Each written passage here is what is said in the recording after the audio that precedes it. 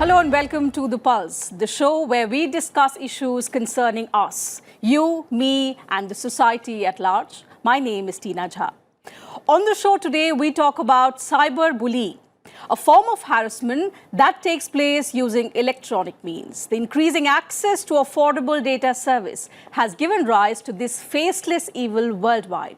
Young children in particular, teenagers, being the most vulnerable victims. 1 in every 3 young people have reported to be a victim of cyberbullying, according to a survey conducted by UNICEF in as many as 30 countries. The poll found that nearly 1 in 5 parents worldwide said their child had experienced cyberbullying at least once. And according to a majority of respondents, social networks, including Facebook, Instagram, Snapchat and Twitter are the most commonplace sites on which cyberbullying occurs. The problem is particularly bad in India, which had the highest rate of parents confirming instances of cyberbullying. A total of 37% of parents across the country said their child was bullied online. 14% among them said the bullying occurred on a regular basis. Studies also show cyberbullying can cause profound harm, as it can quickly reach a wide audience and can remain accessible online indefinitely, virtually following its victims online for life. On this edition of The Pulse, we analyze the damaging and deadly consequences of cyberbullying, what has led to its prevalence in recent years, and how can we prevent or report cyberbullying. Joining me on the program today are Mr. Anuj Agarwal. He is Chairman, Center for Research on Cybercrime and Cyber Law. He is also a law enforcement trainer. And Mr. Anish Roy, DCP Cybercrime, Delhi Police. Welcome to the show to all my guests. And we're also being joined by a group of young students on the show today who will be sharing their stories and will be asking questions to the panelists regarding the problem of cyberbullying and also find out possible solutions to this problem worldwide. Mr. Anuj Agarwal, if I may begin the program today with you. In fact, before we get on to discuss the gravity of the problem and find out possible solutions, help us understand the kind of cyberbullying that is prevalent today worldwide, in particular in India today. What do we understand by cyberbullying? When somebody is harassing other person without his consent, without his intent, so then that person is following the other person. Now there are so many mediums to do it. As you very rightly mentioned, Facebook, which is one of the most prominent medium.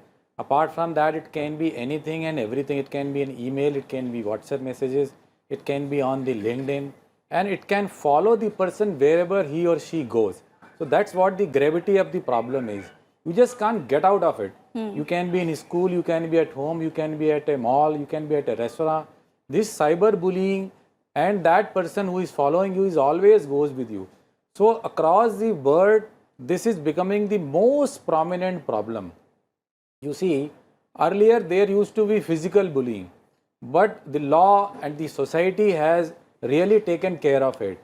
So the people who are used to that now have moved to the virtual world, the cyber world. And this is, I think, at least 40% to 50% youngsters especially suffer from this particular menace. Even the adults have been suffering from this in a major way. Mr. Roy, cyberbullying cases are increasing day by day across the world, in particular in India. Stats suggest that 37% of the parents in the country say that their child has been bullied at least once in life. What are the kind of cyberbullying cases that you come across, and how does the police tackle them? Ma'am, we need to understand that cyberbullying per se, if we go by the definition of crime, cyberbullying per se does not qualify into the category of cognizable criminal offences. Okay. Only when it is in an aggravated form. For instance, somebody has created a fake profile of a person who is the target of the bullied, and using that profile posts something which is detrimental to the target. In that case, that qualifies as an offence of impersonation. Somebody has created an email ID in the name of the target and sent a mail, suppose to the school administration, which is in a way harmful to the target student. That qualifies as a cognizable criminal offence. And the second issue that we face is that most of the time, the victim is a juvenile, that is less than 18 years of age, but at the same time, the person who is actually committing this offense, he or she also is a juvenile and is covered under the Juvenile Justice Act. Okay. So the role of police authorities per se in the conventional manner is very limited, in a sense that and registering an FIR, maybe arresting the person, that those scenarios are not possible in these kind of crimes. Okay, so what you mean to say is that the perpetrators of these crimes are dealt with under the Juvenile Justice Act in the country. Exactly. Whenever we have got complaints and we have found that the perpetrator, after the initial technical investigation, we found that the person is also a student, maybe of the same class or of a higher class, but most of them are under 18 years of age. So we deal with them under the Juvenile Justice Act. That there are provisions through which we deal with such cases.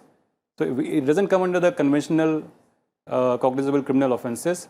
So our focus is more on the prevention side, like creating awareness about how not to become a victim of cyberbullying. Okay, okay. Doc, let me bring in Mr. Mukesh Chaudhary as well into the discussion. Let me bring in some students into the discussion, because we are largely discussing about how cyberbullying affects youngsters. They are at the receiving end, and also in cases they are the ones who are bullying their friends or maybe, the other acquaintances. So if anybody of you have had similar stories, who've been bullied by somebody online, and what have you done after that? Hi, I'm Garima. Right now I'm working. Actually, one incident happened that one of my friends, he hacked my phone and he saved some of my personal messages, and then he tried to blackmail me that he can make them viral.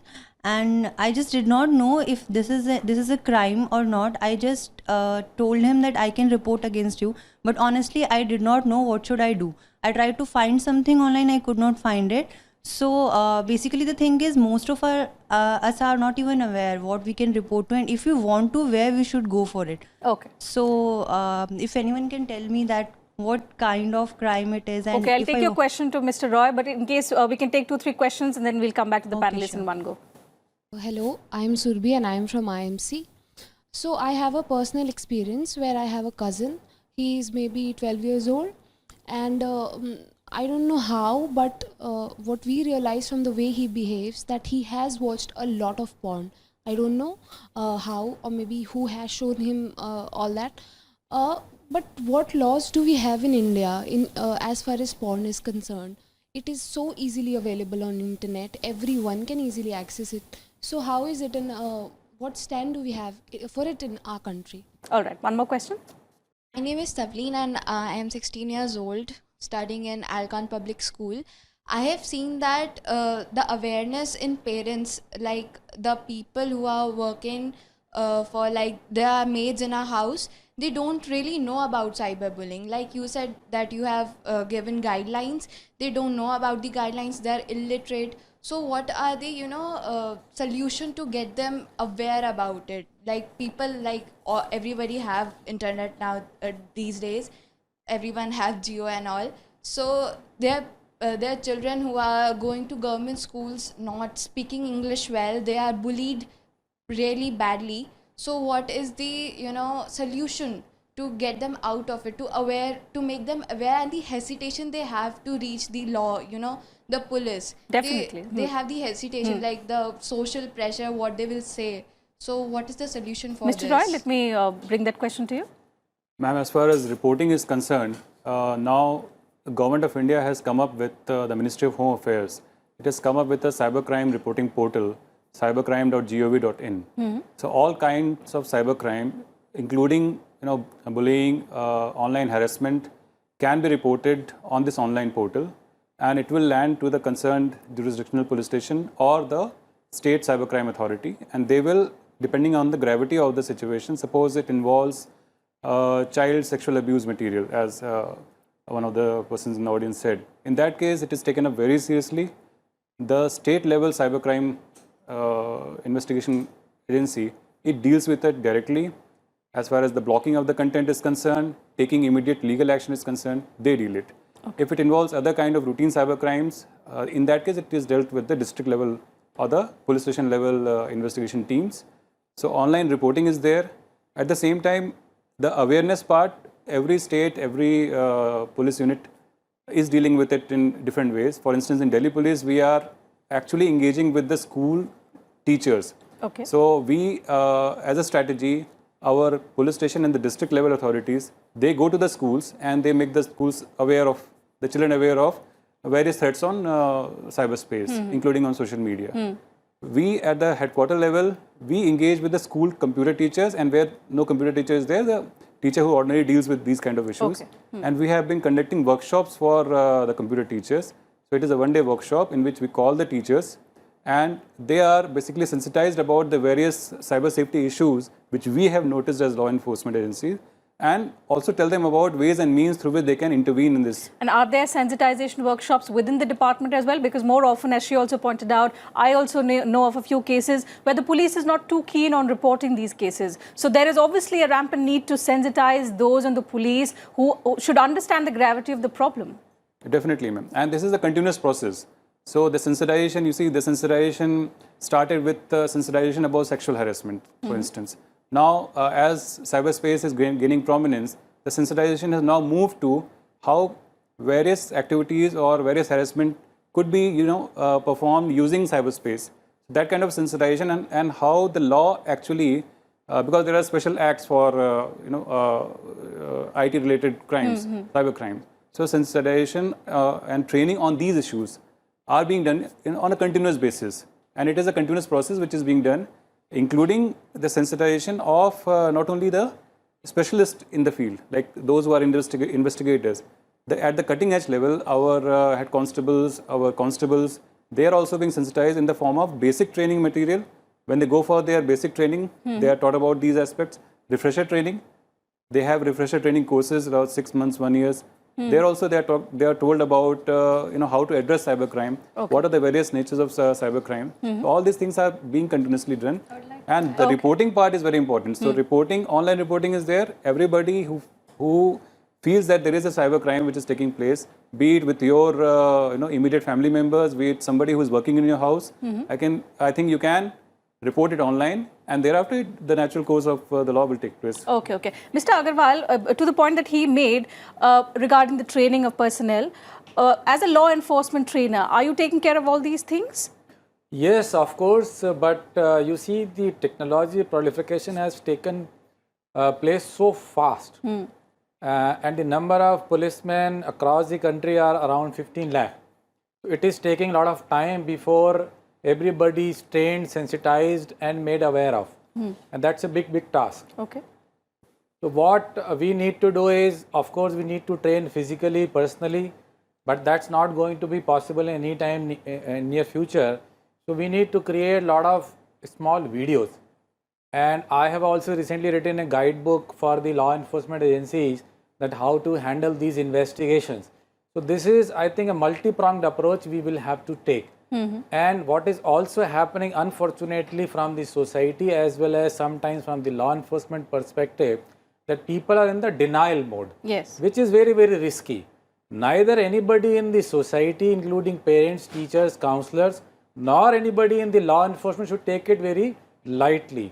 Very recently, there is an incident happened with a lady who is working as a air hostess, and she reported the matter, but it was somehow taken lightly. And she went into depression.